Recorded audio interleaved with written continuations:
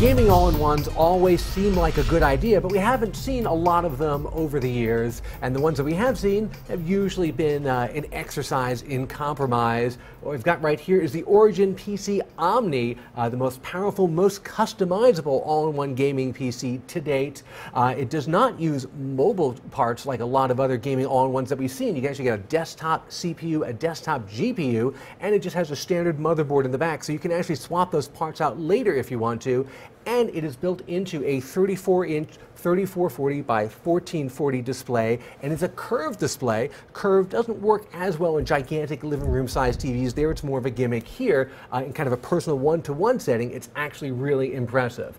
So this entire system right here is going to come out sometime first quarter of this year. Not sure how much it'll cost. I'm guessing around $2,000 and up, depending on how you customize it. But even if you opt for lower-end parts to start with, you can always swap in better ones later on, and it can grow with you.